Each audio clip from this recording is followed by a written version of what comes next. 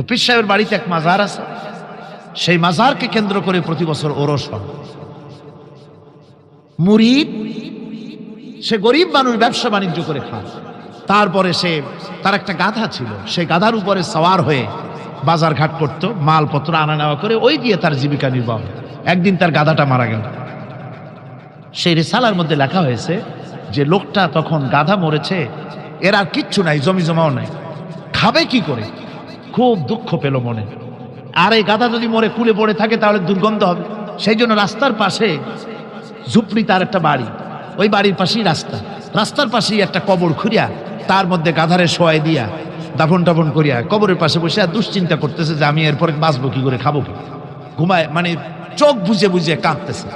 এমন সময় ওইটা ছিল বাজারে যাওয়ার রাস্তা, লোকজন বাজারের দিকে যাচ্ছে। যাওয়ার সময় চিন্তা করলো যে এখানে তো কোনোদিন মাজার দেখি নাই, এখানে একটা লোক কাঁদতেছে মাজারের কাছে বসে, না জানি কোনো অলি আল্লাহর কবর হবে বোধহয়। এরপরে লোকেরা বাজার থেকে ফেরার সময় দেখে যে হ্যাঁ, ওই সেই লোকটা এখনো কাঁদতেছে। তখন যার কাছে যা ছিল, কেউ 2টা পান থুয়ে গেল, কেউ একটা বেগুন, কেউ 2টা চিংড়ি মাছ, কেউ 2টা টাকা, কেউ একটু মরিচ, এইভাবে তরি তরকারি চাউল যার কাছে যা ছিল কিছু কিছু দিয়ে গেছে। কিছুক্ষণ পর সন্ধ্যার দিকে লোকটা মনে করলো আর কতক্ষণ কান্দি, এখন বাড়ি যাই। চোখ খুলে দেখে চতুর্দিকে খাদ্য খাবার, তরি তরকারি, পয়সা করি। কই যে মাশাআল্লাহ, শুনছিলাম হাতি বাঁচতেও লাখ টাকা, মরলেও লাখ টাকা, সে কথা যে গাধার ব্যাপারে কাটে তা তো জানি না। এই গাধা মরিও তো আমার বাঁচায় গেছে। এখন ওই কবরের উপরে, গাধার কবরের উপরে চাদর টাদর চড়ায় চড়ায় দিয়া ওইখানে জুজ্জাক করে বসছে। বছর খানেক চলে গেল, লোকেরা পয়সা করি দেওয়া শুরু করলো।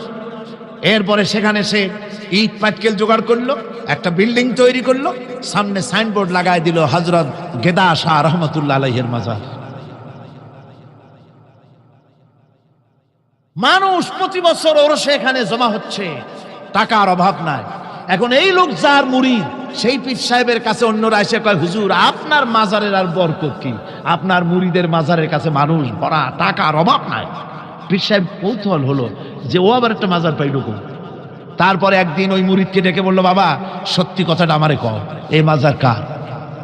মুরিদ কয় যে হুজুর আপনি আমার ওস্তাদ, আপনার কাছেই সব শিখছি, কিন্তু এই কথা কাউকে বলবেন না। বলল না, বল না কি হয়েছে, মাজারটা কার? বললো যে হুজুর যে গাধাটা নিয়ে ব্যবসা করতাম, ওই গাধাটা মরে গেল, তারে কবরে দিয়ে টিয়া এরপরে পরে এই ঘটনা হয়েছে। পীর সাহেব কয় আমি আরো চিন্তা করছিলাম যে না জানি কোনো সত্যি কোনো পীর সাহেবের মাজার। অসুবিধা হয় নাই, তোমার ওখানে যেটার কবর ওইটার মায়ের কবর হলো আমার বাড়িতে।